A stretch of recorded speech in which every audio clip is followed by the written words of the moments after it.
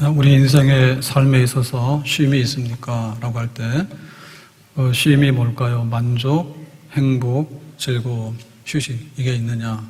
이거 없으면 고달프죠. 수고하고 무거운 짐진 자들아, 오늘 본문 28절에 그래서 우리는 두 가지 종류인데요. 하나는 수고는 자기 스스로 힘써가지고 애써가지고 진액이 빠져가지고 힘든 거예요. 무거운 짐이라고 하는 것은 환경이나 타인에 의해서 강요당하는 그런 짐이죠. 자이든 타이든 간에 수고도 하고 짐도 지고, 그래서 너희들이 안 됐다 그러니 나에게로 와서 쉬도록 해라 라고 초청합니다. 내게로 와서 라고 하는 초청하시는 분은 예수님인데, 예수님은 어떤 분이길래 초청할까? 만약에 악한 사람이 우리를 초청하면 가면 안 돼요. 따라가면 큰일 납니다. 근데 나하고 아무런 상관이 없는 사람이 있죠. 완전히 타자, 너는 너고 나는 나다.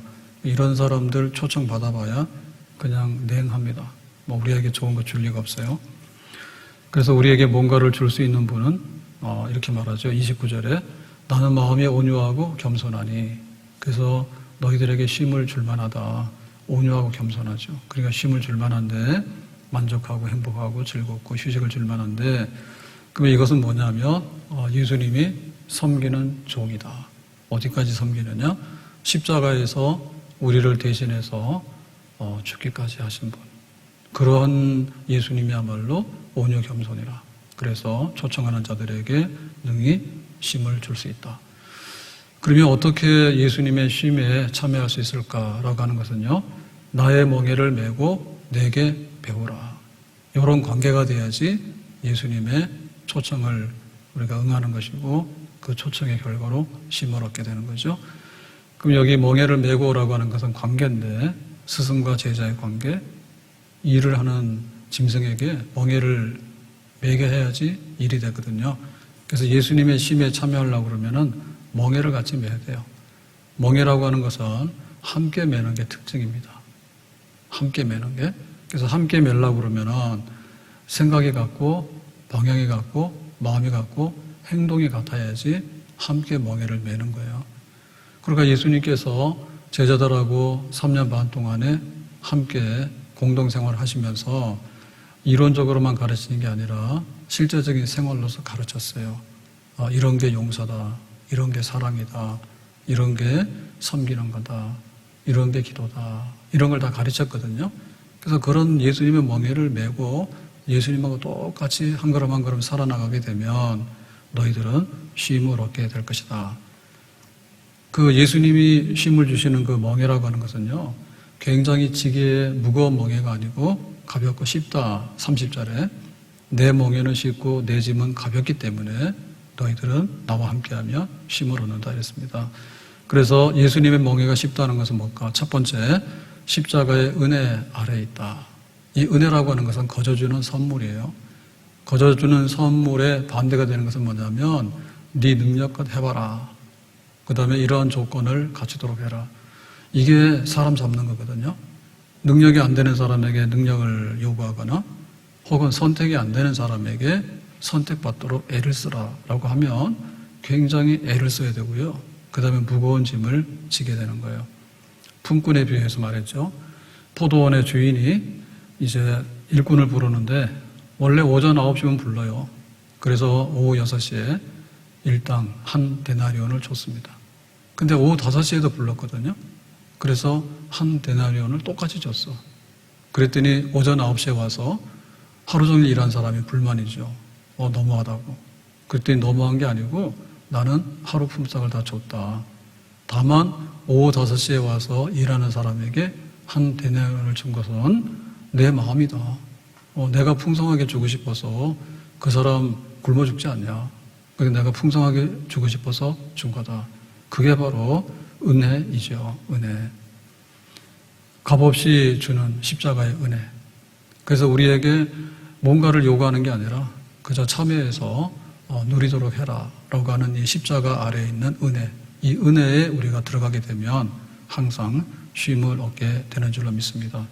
나의 수고와 애씀이 없다 할지라도, 일하는 것이 없다 할지라도, 공로가 없다 할지라도 주님께서 받아주시는 것, 자, 두 번째, 예수님의 멍에는 쉽고 가볍다라고 하는 것은 은혜의 보호자 앞에 나가서 기도할 수 있다. 은혜의 보호자라고 하는 것은 예수님의 이름으로 하나님 아버지께 기도하는 자리가 은혜의 보호자입니다. 아무것도 염려하지 말고 오직 모든 일에 기도와 간구로 너의 구할 것을 구하도록 해라. 과부는 원한이 굉장히 많았고요. 그리고 한나는 아들이 없어서 마음이 슬픈 여자였고, 때로는 질병으로, 때로는 혼란으로, 우리는 세상의 무거운 짐, 우리 스스로 해결할 수 없는 그런 어려운 것들을 지니고 살거든요. 그럴 때마다 내 이름으로 구하라. 그리하면 너희들이 얻으리라. 기도 응답받고 나면 짐을 벗기고 수고로움을 멈출 수가 있습니다.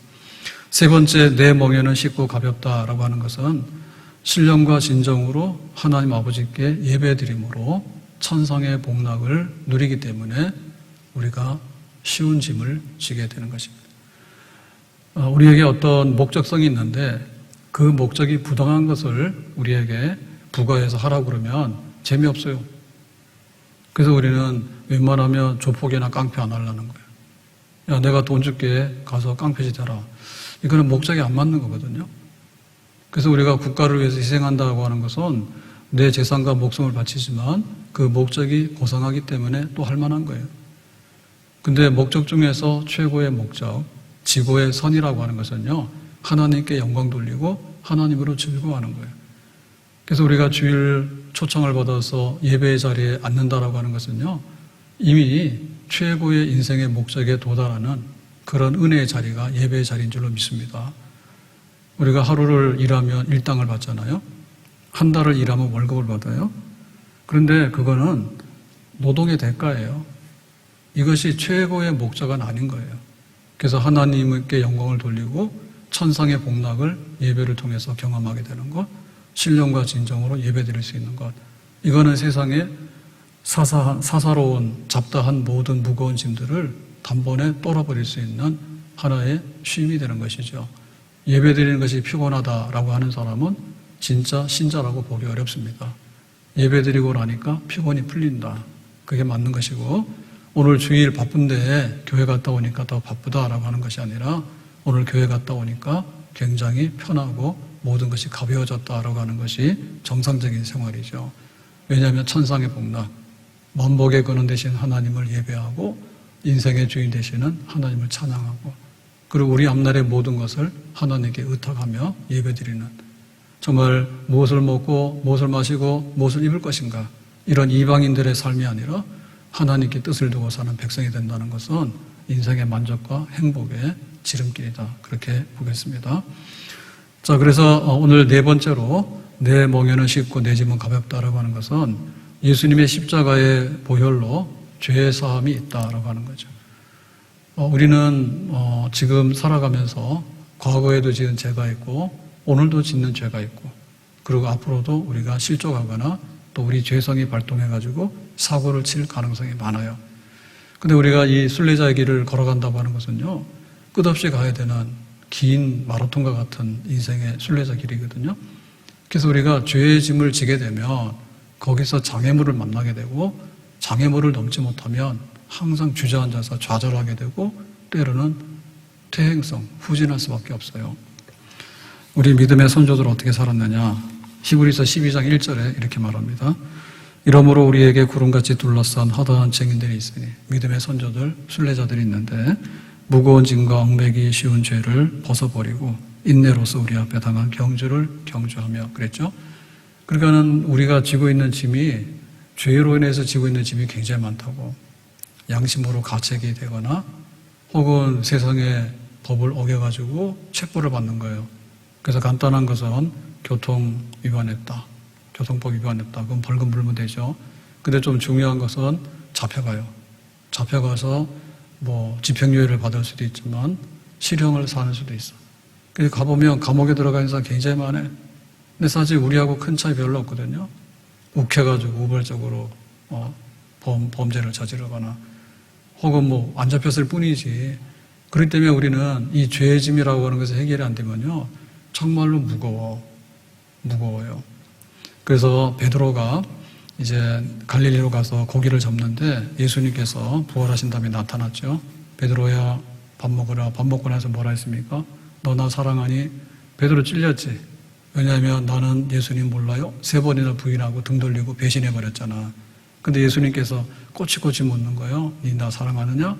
네가 나를 사랑하냐? 네가 나를 사랑하느냐? 이래가지고 베드로답지 못한 거.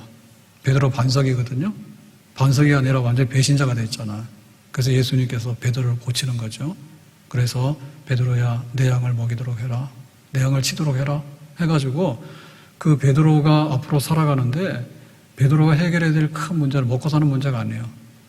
내가 예수님 모른다고 배신했던 거. 그것 때문에 항상 베드로는 거기서 무너질 수밖에 없거든. 근데 그거를 예수님께서 치료하셨잖아. 죄 없다. 다시 베드로다. 너에게 목양의 사명을 줄 테니까 교회를 세우도록 해라. 주셨잖아. 그 바울이 항상 할 때 나의 나 된 것은 하나님의 은혜입니다. 죄인의 괴수. 바울도 어마어마하게 죄인이에요. 그래서 자기가 스데반을 쳐 죽이는 자리에 앞장서고 예루살렘의 교인들을 체포하고 그것도 모자라가지고 원정까지 가죠. 다맥스까지 가서. 그러니까 자기가 저지른 것을 보면 바울은 평생에 하나님 앞에 얼굴을 들 수 없는 사람이에요. 그런데 너의 죄가 사함받고 이제 이방인을 위한 사도가 됐다. 로마까지 가서 복음을 전하도록 해라. 라고 해서 정말 너의 모든 과거의 박해자, 핍박자, 포악자 이런 것은 없어진 사람이다. 라고 했기 때문에 바울은 물 만난 고기가 된 거지. 만약에 수틀리면 예수님께서 잡아다가 너 옛날에 이런 거 있지 해가지고 자꾸만 채찍으로 때리고 길을 막아버리면 살 길이 없는 거죠. 다윗은 얼마나 시인입니까? 네? 다윗이 얼마나 찬양을 잘해요. 그러면은 정말 하나님을 가까이 하고 그 하나님과 영적인 교제에 깊어야 되잖아. 근데 다윗에게 있어서 결정적으로 흠이 있잖아요. 밧세바 사건이잖아요. 우리아라고 하는 충성스러운 군인, 자기 충성스러운 신하의 부하의 아내를 데려다가 동침하고 그래가지고 그 죄를 은폐하기 위해 가지고 이제 우리아를 고의적으로 죽이고 그러니까 간음죄, 살인죄 이거면은 뭐 절단 나는 겁니다. 그러니까는 다윗이 기도도 할 수 없고 다윗은 찬송할 수 없는 사람이지. 그래서 마름과 물에 갈라지는 것 같다. 근데 뼈가 쇠하는 것 같다. 뼈가 부러지는 것 같다. 그런 그 죄로 인해서 고통을 겪었잖아요. 근데 하나님께서 눈과 같이 양의 털과 같이 희게 하겠다. 성령으로 모든 것을 깨끗하게 하겠다. 해가지고 다윗이 죄로 인해서 무거운 짐을 지지 않도록 그렇게 해 주셨죠. 내 주의 보혈은 정하고 정하다. 내 죄를 정케 하신 주 날 오라 하신다. 우리의 죄가 정말 때로는 티끌 같고 때로는 바위덩어리 같고 그런 것들이 많지. 날라오는 게 전부 다 잘못됐다는 거 아니에요? 네, 돈 내야 되는데 돈 못 내면 그렇고 법을 지켜야 되는데 법 지키지 못하고 항상 기도하라 그랬는데 가끔도 기도도 안 하고 정말 말씀 읽고 묵상하라 했는데 내 멋대로 살아가고 이런 것들이 우리에게 다가오게 되면 우리는 무거워서 견딜 수가 없어요. 그런데 우리가 부족하고 허물이 많을 때마다 예수님의 십자가의 피로서 목욕해서 깨끗하게 씻었다. 로마서 8장 1절에 그러므로 이제 그리스도 예수 안에 있는 자에게는 결코 정죄함이 없느냐. 결코 절대로 너는 죄인이다 하고 정죄 없다. 만약에 세상 사람들이 우리를 정죄한다면 그리고 또 세상의 법이 우리를 정죄한다면 세상의 법정에서는 우리가 비록 죄를 받을지 몰랐지만은 예수님께서는 피값으로 씻은 내 자녀라고 변호하시기 때문에 하나님은 죄 없다라고 무죄를 선언하게 될 것이다. 우리가 이것을 의지하고 나간다면 우리의 가는 길에 우리가 지고 있는 멍에는 무거운 게 아니라 질만한 가벼운 멍에가 되는 줄로 믿습니다. 70번씩 7번이라도 모든 죄를 용서받는다. 탕자가 허랑방탕해가지고 얼마나 마음이 아프고 고개를 들 수 없었잖아요. 근데 아버지 집에 돌아오니까 아버지는 살진 송아지 잡아가지고 하나도 죄를 묻지 않고 오히려 잔치까지 해서 용서하고 사랑해 주지 않았습니까? 그런 죄사함과 예수 그리스도 안에 있는 하나님의 사랑이 우리에게 약속되어 있다. 이것은 우리에게 쉼을 주고 행복을 주고 즐거움을 주는 원천이 되는 줄로 믿습니다. 다섯 번째로 내 멍에는 가볍다라고 하는 것은 뭐냐면 하나님의 말씀, 언약의 말씀으로 묵상함으로 인해 가지고 우리가 항상 복을 받는다라고 하는 말씀 때문에 그래요. 말씀 때문에. 그러니까 이 말씀이라고 하는 것은 우리에게 위로를 주고 때로는 격려하고 때로는 용기를 주고 때로는 길을 물을 때 길 안내도 해주고 그리고 우리에게 복되다라고 하는 것을 전해주거든요. 그러니까 그 말씀으로 인해 가지고 우리가 거기서 소생하게 되고 힘을 얻게 되는 거예요. 세상에 이 쏟아지는 정보가 엄청 많아요. 그런데 그 정보가 우리에게 항상 쉼을 주는 건 아니에요. 약간의 유익은 주지만은 그 정보가 모든 것을 만족해 주는 건 아니고 진정으로 영적인 문제와 우리의 인생의 깊은 문제를 다 다룰 수 있는 건 아니지. 만약에 그렇다면 세상에 불행하게 살 사람이 누가 있고 세상에 의기소침할 사람이 누가 있어요. 자기가 막 듣는 대로 아는 대로 다 된다 그러면. 근데 그게 뒤죽박죽이거든요. 근데 어떨 때 보면 이게 보약인 줄 알았더니 어떨 때 보면 막 이게 독약이 될 수도 있고 막 그런 거란 말이에요. 예? 그럼 막 주식 정보 보고 막 샀다가는 주식 다 날라가고 그럴 수도 있는 거예요. 우리가 알고 있는 상대방에 대한 지식이 있잖아요. 그래서 결혼도 하잖아. 근데 알고 보면 뭐예요? 너무나 틀리지. 그러니까는 우리에게 진짜 만족을 주고 우리에게 진정한 휴식을 줄 수 있는 것은 하나님 말씀이다. 시편 1편 1절 복 있는 사람은 만족하는 사람은 악인의 꾀를 따르지 아니하며 죄인의 길에 서지 아니하며 오만한 자리에 앉지 아니하고 그래서 복 있는 사람이잖아. 근데 이거 어떻게 되느냐? 오직 여호와의 율법을 즐거워하고 그 율법을 주야로 묵상하는도다.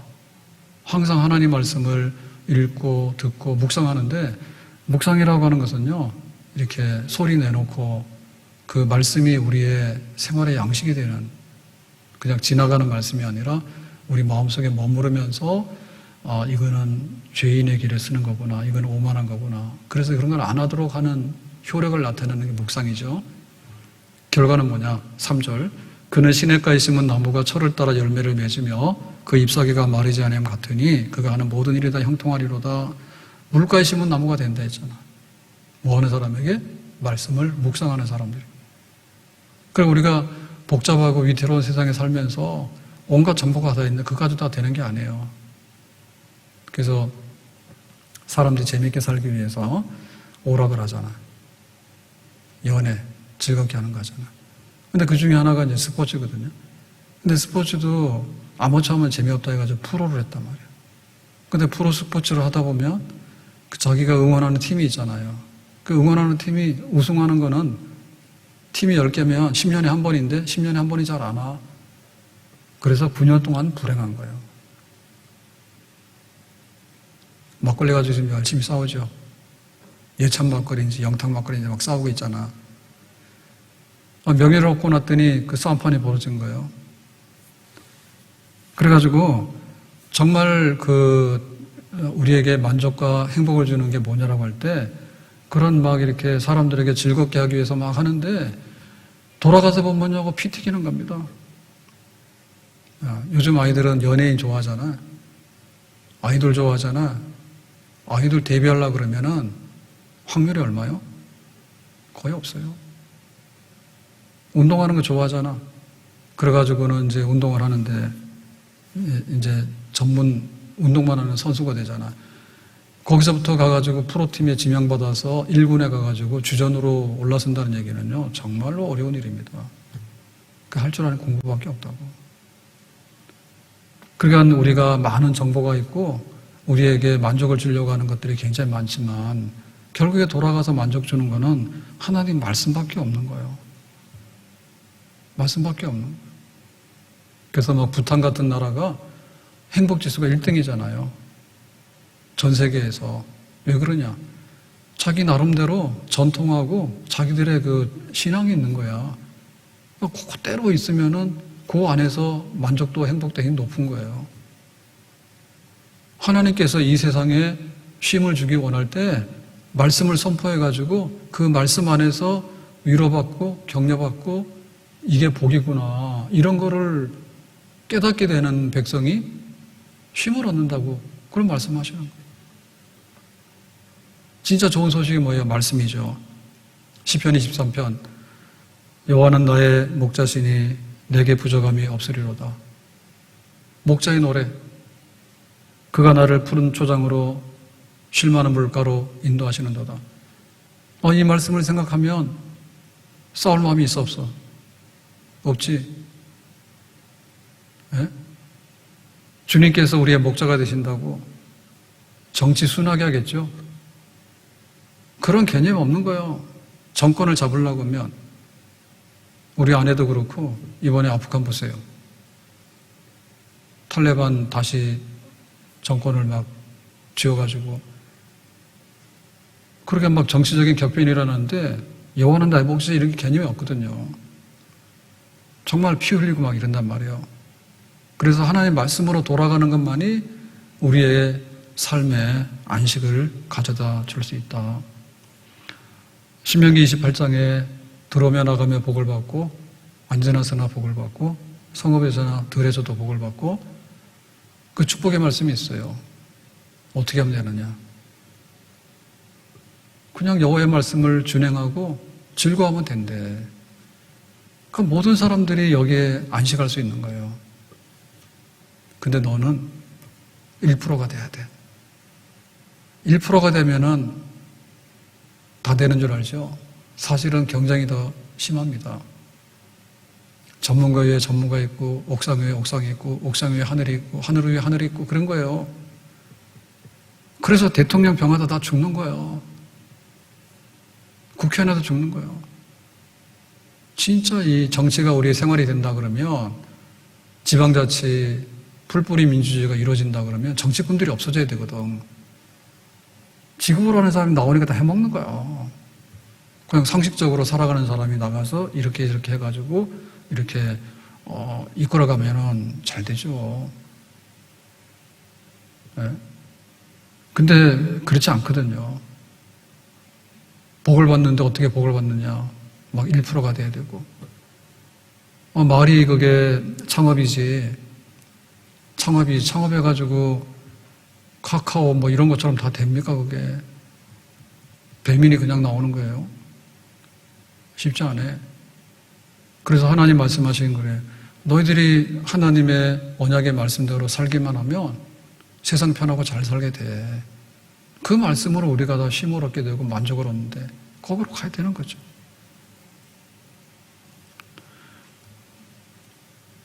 하나님 말씀이 우리에게 쉼을 준다고 하면요. 사실은 무당들이나 점쟁이들은요. 우리에게 불안을 부추기고요. 미래를 불길하게 만듭니다. 세상에 미래가 다 평안하고 조용할 것 같으면 점쟁이 자체가 존재할 수가 없어요. 점 치는 거 왜 쳐요? 불안하니까 치는 거지. 무당이 왜 그래? 뭐 악기가 오니까 쫓아내려 있는 거 아니에요. 하나님 계시면 어때요? 들어오나 나가나 복을 받고 악마가 어디 있어? 다 천사인데. 그럼 미래가 불안한 게 어디 있어? 오늘도 좋고 내일도 좋고 항상 여호와는 나의 목자시니 하늘에 계신 우리 아버지 되시니 그러니까 평안하고 세상이 그렇잖아. 근데 이게 세상이 불안하고 난세가 되면요 번성하는 게 그런 겁니다. 점쟁이들이나 귀신들 이런 날뛰고요. 정치하는 사람들도요 정상적이면 그렇게 안 해. 어떻게 과격하게 세상을 뒤집어가지고요 막 혁명을 하고요 피를 흘리고요 때려 부시고요 악순환의 연속이요. 악순환의 연속이요. 진짜 복이 뭘까? 사람들은 복 받으려고 야단이거든요. 발버둥을 치고 난리법석을 핍니다. 주님께서 말씀하셨어요. 팔복 마태복음 5장 3절 심령이 가난한 자는 복이 있나니 천국이 그들의 것이며 이게 지금 방송에서 계속 나와야 되고 세상의 복이다라고 사람들이 말을 해야 되거든. 이런 말 잘하네. 심령이 가난한 자. 두 번째, 애통하는 자는 복이 있나니 그들이 위로를 받을 것이며 애통하는 자들이 위로를 받는다. 온유한 자는 복이 있나니 그들이 땅을 기업으로 받을 것이며 의에 줄이고 목마른 자는 복이 있나니 그들이 배부를 것이며 긍휼히 여기는 자는 복이 있나니 그들이 긍휼히 여김을 받을 것이며 마음이 청결한 자는 복이 있나니 그들이 하나님을 볼 것이며 화평케 하는 자는 복이 있나니 그들이 하나님의 아들이라 일컬음을 받을 것이며 의를 위하여 박해를 받는 자는 복이 있나니 천국이 그들의 것이며. 그러니까 이 말씀이 복이다. 그러니까 이 복을 우리가 사모해야 되겠다. 우리가 물질 문명도 굉장히 중요하죠. 전기 없는 것보다 전기 있는 게 좋고요. 에어컨 없는 것보다 에어컨 있는 게 좋아요. 그래서 에어컨 켜놨다 해서 항상 마음이 시원한 건 아니에요. 마음이 뜨끈뜨끈하고 불이 나. 그러니까 진짜 복이 뭔가에 대해서 신명기의 언약의 말씀을 지키는 자 복이 있고 예수님 팔복으로 오면은 이러한 자들이 진짜 복이 있는 것이고 세상은 이러해야 된다라고 말하잖아요. 그러니까 이 말씀 안에서 우리가 진짜 행복과 쉼을 얻게 되는 겁니다. 왜 수고하고 무거운 짐을 많이 지고 있느냐? 말씀에 기근이 들어서 말씀에 배고파서 그래. 세상적인 것만 잔뜩 들어가게 되니까 헷갈리는 거예요. 들어가면 들어갈수록 힘든 거예요. 솔로몬도 그러겠잖아. 지식이 너무 많으니까 머리가 아프다고. 세상이 발달하면 발달할수록 너무 힘든 부분이 많다. 그러나 혜택을 누리는 사람 누리지만은 돈 있어도 밥도 못 시켜 먹잖아, 가가지고. 식권 발매가 안 되니까. 그러니까 말씀 안에서 우리가 어떻게 생기 있게, 어떻게 정말 이렇게 편하게 살 수 있는 것인가에 대해서 이 부분이 약해지면 약해질수록 복잡한 지식들, 대학 안 나온 사람이 어디 있어? 대학을 그렇게 많이 세워가지고 우리가 막 구조조정한다 해가지고 대학도 문 닫으라 말하고 막 그러잖아요. 대학 나왔지, 박사가 됐지. 그런들 직장이 반반해요. 그런들 그 사람이 도가 터가지고 인생이 편해요. 아니에요.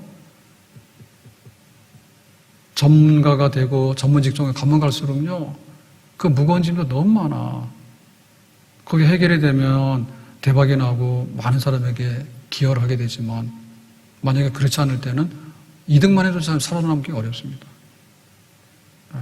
첫 번째가 되면 되지만 2등, 3등을 하잖아요. 그러면 판매가 안 돼버리는 거예요. 기술이 없는 게 아니에요. 똑같은 기술이 있어도요, 그냥 사장되고요. 세상은 무서워.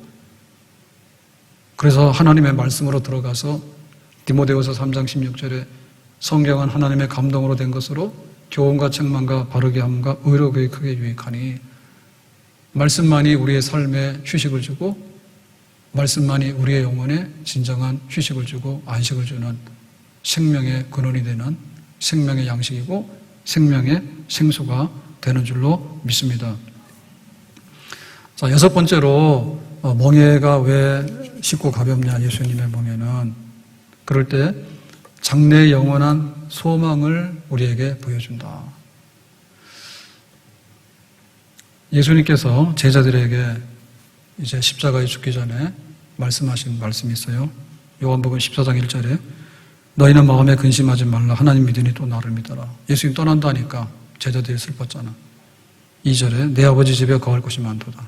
내가 떠나서 사라지는 게 아니라 실종되는 게 아니라 아버지 집에 간다 그죠. 근데 거기에 뭐는 데서요? 거할 곳이 많도다. 여기 곳이라고 하는 건 처소잖아요. 처소라고 하는 것은 뭐냐면 우리는 지구상에서 중력의 이런 영향을 받고 또 산소호흡을 하면서 이렇게 살아가는 처소예요. 근데 하나님 아버지 계시는 데는 뭐 산소나 중력이나 아침 먹고 점심 먹고 저녁 먹고 이런 건 아니겠지. 그런 생명의 환경, 영생이라고 하는 환경이 있는 곳이 있는데 거기로 간다 그지. 3절 가서 너희를 위하여 거처를 예비하면, 그러니까 예수님만 가시는 것이 아니라 그의 백성들도 거기다 데리고 이주시키겠다는 거지. 이렇게 가면은 내가 다시 와서 너희를 내게로 영접하여 나 있는 곳에 너희도 있게 하리라. 그래서 하나씩 하나씩 영생할 수 있는 처소, 그거를 너희들에게 공급해 주겠다라고 하신 거예요. 그러니까 예수님께서 제자들하고 3년 반을 이렇게 먹고 지내시면서 너희는 하나님 사랑해야 돼. 너희는 이웃을 사랑해야 돼. 예배는 이렇게 해야 돼. 기도는 이렇게 해야 돼. 하나님 말씀 이런 거 다 가르쳤거든요. 그러니까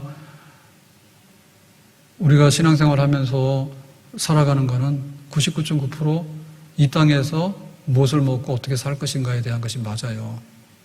근데 마지막에 딱 하나 내일에 대해서 숨통을 터놓은 게 있어. 그게 뭔가 하면 여기가 영원한 세상에 영원한 생명의 존재 양식은 아니야. 왜냐하면 이 땅의 삶은 슬픔, 이별, 눈물, 배고픔, 질병, 사망, 이것이 있는 세상이란 말이지. 그러니까 여기서 우리가 아무리 99.9%의 삶을 산다 하더라도 근본적으로 눈물과 배고픔과 질병과 이별과 슬픔과 그 다음에 사망, 죽음이라는 것을 벗어날 수는 없어. 근데 거기에 대해서 예수님께서 문을 열고 보여주시는 것이지. 그것이 저쪽에 가서나 잘 살아라가 아니라 이 땅에서 우리가 10년, 20년, 30년, 50년을 사는데 안식을 주는 위로의 소망의 말씀이 되는 거예요. 저쪽에 있다는 거가 여기를 포기하고 그걸로 가라는 게 아니라 우리는 여기서 살아야 돼. 그리고 사명을 완수해야 돼. 근데 앞이 없다는 거하고 앞이 있다는 거하고 다르잖아요. 내가 1시간 후에 일어날 일이 희망적이면 참아. 근데 1시간 후에 일어날 일이 절망이면은 차라리 주저앉는 게 나아. 제가 목요일날 코로나 백신 맞았는데 좀 몸살기가 왔어요. 금요일날은 조금 더 심했어. 근데 지나갔어. 괜찮습니다. 근데 타인 애들 먹으래잖아. 타인 애들 먹으면 어때요? 희망이 좀 있죠. 몸살기나 열이 떨어진다 하니까. 근데 이거 먹으면 죽는다고 먹겠어? 근데 우리가 그걸 확장시켜보면 군대 가는데 너 평생 여기서 싸우다 죽어야 된다고 하면 다 탈영할 거라마? 근데 언젠가는 네가 집으로 돌아갈 거야. 언젠가 전쟁이 끝날 거야. 그러니까 가는 거예요. 우리가 강간하면 70이고 80인데 수고하고 무거운 짐이 얼마나 많냐고. 근데 이 세상이 전부다라고 한다. 아니지. 내가 가서 처소를 예비할 테니까 그쪽에 와서 영원한 영생에 참여하도록 해라. 예수님께서 그 말씀을 하셨기 때문에 우리가 이 땅에서 하나님 사랑, 교회 사랑, 이웃 사랑하며 살아가는 것이 그나마 쉴 수 있는 거예요. 압력밥솥 아시죠? 압력밥솥? 밥 하는 거예요. 근데 그게 이제 막 이렇게 끓어가지고 압력이 확 오른 다음에 밥이 익으면 어때요? 김 빠지잖아요. 그러면 뚜껑 열어가지고 이제 밥 다 된 거 아니에요? 제가 해볼 게 있어. 백반석 계란을 만들 수 있대. 압력밥솥에. 봤는데 한번 시간 내가지고 해보려고. 뭐 보다가 유튜브가 교회 우리 그 말씀해준 영상 보는데 밑에 그거 뜨더라고. 맥반석 계란 만드는 거 이래가지고 그게 어때나 몰라 했더니 흰밥 2번 하면 된답니다. 한 번 하고 내가지고 다시 한 번 하면 된대. 해보려고 그래. 그러니까 언젠가는 압력이 차는데요. 이 압력 빼는 게 있어야 되잖아. 안에 폭발이에요. 전쟁을 왜 하나 몰라. 갈등이 좀 생기면 어느 정도 가서 휴전을 하고 좀 쉬면 될 텐데 그냥 끝까지 싸워버려. 그게 문제예요. 내일에 소망이 없는 게 문제라는 말이에요. 그래서 항상 저 위를 봐라. 보이는 것이 전부 다처럼 보이잖아요. 근데 이 보이는 것은요, 사실은 잠깐입니다. 내가 시력이 좋으면 2.0이면 멀리 보여요. 근데 만약에 내 시력이 절반을 잃었으면요, 희미하게 보여요. 근데 내가 지금 시력을 완전히 상실해서 사고당했어. 그러면 보이는 세상도 하나도 안 보이는 거예요. 요게 지금의 우리의 삶이야. 그 사람들 볼 때, 야, 저기 집 있네. 저 사람 멋있게 생겼네. 근데 쌍꺼풀도 사람의 눈이 굉장히 정밀한가 봐요. 그죠? 쌍꺼풀 있는 거하고 없는 거하고 그렇게 차이가 날까? 쌍꺼풀도 잘하셔야 돼. 못하면 더 미워. 그 따라서 느낌이 오는데 그 느낌 가지고 사람들이 막 판단해서 엄청나게 많은 의미를 부여하잖아요. 근데 비행기 타고 하늘에 올라갔어. 그때 키 큰 사람, 키 작은 사람 의미가 있어 없어? 없지. 쌍꺼풀 있는 사람 없는 사람 비행기 타고 보니까 보여 안 보여? 안 보이지. 심지어는 아파트도 안 보여. 아파트가 내 인생이 전부 다야. 지금 그렇게 돼버렸어. 근데 하늘에 올라가서 보면 땅에 있는 집은 보이지도 않거든요. 그러니까 우리가 여기서 저쪽에 있는 영생하는 나라를 보면 멀리 있는 것처럼 보이는데 막상 거기 가서 여기를 내려다보면 여기가 아무것도 아닙니다. 근데 뭐가 맞아요? 우리가 여기서 하늘을 올려다보고 하늘은 아무것도 없다라고 하는 게 틀리는 거고요. 사실은 하늘에서 이 땅을 내려다보면서 세상 별거 아니네. 우리 인생을 살아보면 뭐예요? 사실 별거 아니에요. 근데 뭐 그렇게 애를 써가지고요. 그냥 살아도 보통은 사는데 애를 쓰다 보니까 사고가 나기도 하고 미인방명이라 사라지기도 하고 그런 거지. 그래서 우리가 내가 이렇게 고단하고 힘든 삶을 어떻게 견뎌내야 될까라고 할 때 우리는 항상 생각하기를 여기서 다 결판내서 끝장을 보려고 그래. 뭐 압력밥솥을 꼭 터뜨릴 필요가 있어. 폭발시킬 필요가 있어. 적당히 익었으면 뚜껑 열고 내 볼일 보면 되는 거지. 그래서 우리가 항상 하나님 나라에 대한 영생에 대한 소망, 위에 있는 영광의 나라에 대한 소망 바라봐라. 우리가 집을 지으려고 그러면요, 집은 굉장히 견고해야 돼요. 무너지면 안 돼요. 그리고 또 집이 편리하고 쾌적해야 돼. 그리고 분위기도 좋아야 돼. 그런데 그 좋은 것 중에서 정말로 좋은 건 뭐냐면 공기가 들어오지 않으면 숨 막혀서 죽어. 햇볕이 안 들어오면 못 살아. 그래서 바람이 통하고 햇볕 통하는 집이 좋은 집이에요. 튼튼한 거가 별개야. 그러니까 우리가 아무리 이 세상에서 성공을 하고 세상에서 내가 기반이 튼튼하다 하더라도 요거는 안개와 같다니까. 네? 세상에서 막 성공하고 나중에 돌아봤더니 가족 해체된 거예요. 열심히 해가지고 내 인생에 성공했는데 병 나가지고 먹지도 못하고 누리지도 못하는 거예요. 그래서 잘 사는 사람은 적당히 파선 내고 죽는 게 좋아. 돈 남겨놓고 쓰지도 못하고 집안에서 자녀들끼리 싸움이나 붙여놓고 그럴 필요가 있는가? 그러니까는 그 햇볕이 들어오고 전망이 보여야 되는데 그러니까 뭔가를 끝장을 내가지고 내가 내 손에 쥐겠다라고 하면은 절대적으로 수고하고 무거운 짐에서 벗어날 수가 없습니다. 적당히 놓을 줄 알아야 되는데 적당히 놓으려니까 놓을 수 있는 근거가 없잖아요. 왜냐하면 세상에서는 놓는 순간에 자기가 실패자가 되고 나고자가 되는 거거든요.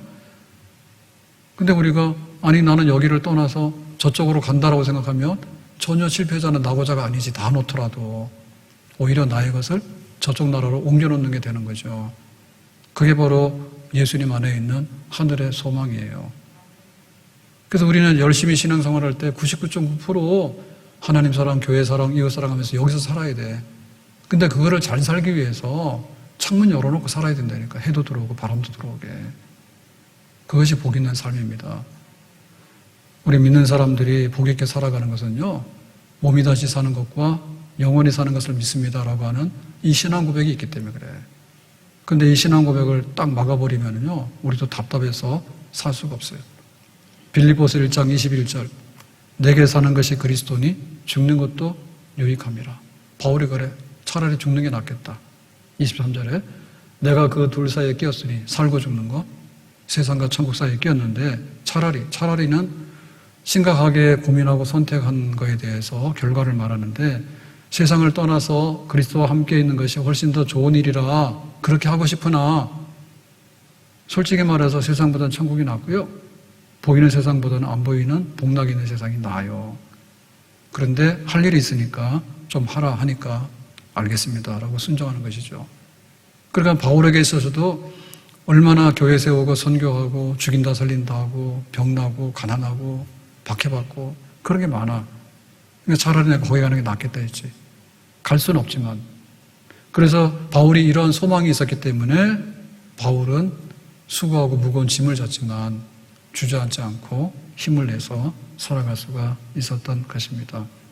죄 많은 이 세상은 내 집안이네. 내 모든 보화는 저 하늘에 있네.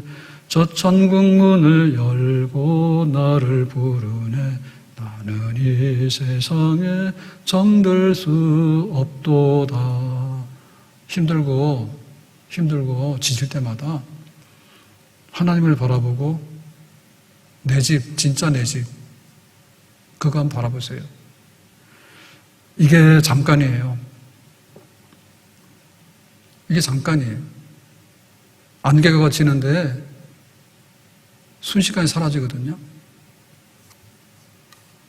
내가 KTX를 탔어요.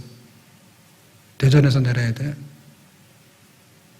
근데 진짜 좀 졸면은 부산도 갈 수 있어. 얼마나 빨리 가는지. 그러니까 우리가 열차 타고 가는데 깜빡하다 보면은 생각보다 너무 빨리 도착한다고. 근데 모든 사람들이 그렇게 얘기를 해요. 와, 내가 80 살았는데 기억도 잘 안 나. 나는 항상 20대에 머물고 있고 30대에 머물고 있거든요. 근데 어느 날 돌아보니까 나이가 60이고 나이가 80이고 나이 80인 줄 알았더니 이미 천국에 도착한 거예요. 소망 있는 거죠. 3주 동안에 수고하고 무거운 짐진 자들아 다 내게로 오라. 주님께서 세상 사는데 너무 고생 많아서 우리를 초청하셨어요. 우리가 이 초청에 예라고 응답해야 될 줄로 믿습니다. 그래서 이 예수님의 제자가 되라. 멍에를 같이 매야지. 나하고 힘도 같이 하고 나하고 걸음도 같이 하고 나하고 방향도 같이 해야지.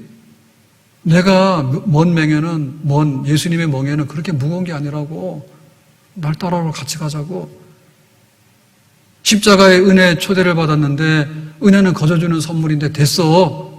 너 공로 없어도 되고 너의 자격이 없어도 되고 너의 행위가 좀 모자라도 되고 그래도 내가 다 받아줄 수 있어. 나와 함께 멍에를 매자고 십자가의 은혜의 멍에를 매자고 세상에서 그렇게 치열하게 노력해가지고 그렇게 선택받기 위해서 또 자기 업적을 공로를 인정받기 위해서 그렇게만 살 거 있냐고. 십자가 은혜로 오라고. 그리고 모자라면 나에게 예수님의 이름으로 기도하라고. 기도하면 그 염려에서 벗어날 수 있도록 그 무거운 짐에서 벗어날 수 있도록 내가 응답해 주시겠다고. 그리고 무엇을 위해서 그렇게 열심히 사는지 목적이 맹목적이라. 목적이 너무 하급한 거예요. 깡패짓만 하급한 게 아니고요. 세상에 가지고 있는 무엇이요? 전부 다 나를 위해서인데 나를 위해서 얼마나 하려고. 하나님을 위해서, 그의 나라를 위해서, 하나님 영광을 위해서, 하나님을 섬기는 예배의 자리에서 멍에를 메고 나의 심에 참여하도록 하라고. 범죄했느냐? 실수했느냐? 죄지었느냐? 예수님의 피로 목욕했으니까 그거 스트레스나 죄의식 가지지 말고 자유하라고. 말씀이 우리의 그 힘이 되고 행복이 된다고. 팔복의 말씀을 보라고. 신명기의 말씀을 보라고. 축복의 말씀을 보라고. 목자의 노래를 보라고. 하나님이 우리의 목자가 된다고 말씀하지 않았냐고. 하나님께서 강 가운데 물 가운데 불 가운데 지날지라도 해받지 않는다고 말씀하지 않았냐고. 하나님 말씀을 묵상하고 그 말씀 안에 배부르게 먹고 사는 사람이 진짜 힘을 얻게 된다고. 그래도 안 될 때에는 창문을 열어라고. 장차 우리에게 약속된 내 집을 바라보라고. 주님께서 가서 기다리고 계시는 그 집을 바라보라고. 우리 믿음의 선조들이 피 흘리면서 살아가면서 도착해서 우리를 손꼽아 기다리고 있는 그 영광의 집에 그 눈을 한번 바라보라고. 미래의 소망을 바라보라고. 세상의 모든 삶이 잠깐이라고. 나와 함께 멍에를 매자고. 그래야지 너희들이 이 세상에서 쉼을 얻으면서 만족하고 행복하고 즐겁게 살 수 있다고. 예수님 품을 떠나서 어디로 갑니까? 예수님 안에 있기 전에는 나의 삶에 진짜 안식이 없습니다. 교회를 떠나서 어디서 안식이 있습니까? 예배의 자리를 떠나서 어디에 안식이 있으며 기도의 자리를 떠나서 어디에 안식이 있으며 하나님 말씀을 읽고 듣고 묵상하는 이 자리를 떠나서 어디서 안식이 있으며 예수님의 십자가의 피로 씻어내시는 보혈의 능력 안에 있지 않고 어디서 우리가 안식이 있으며 천국의 소망을 갖지 않고 어디서 안식이 있겠냐고. 세상이 힘들다고, 세상에 수고가 많다고, 그렇지만 나에게로 와서 쉬라고, 그리고 이 땅에서의 모든 삶을 다 살고 사명의 모든 것을 경주해서 완성한 다음에 나의 품 안에 다시 돌아오라고, 복락을 누리라고, 우리 주님 안에서 쉼에 동참할 수 있는 진짜 그리스도인, 진짜 쉼을 누리는 주님의 제자 될 수 있기를 예수님의 이름으로 축복합니다. 기도합니다. 오늘 주신 말씀과 같이 수고하고 무거운 짐진 자들을 초대하시는 예수님 품 안에서 쉼을 얻기를 원하고 그 쉼에 동참하기 위해서 예수님의 멍에를 메고 예수님의 참 제자 되기 원합니다. 예수님 이름으로 기도합나이다. 아멘.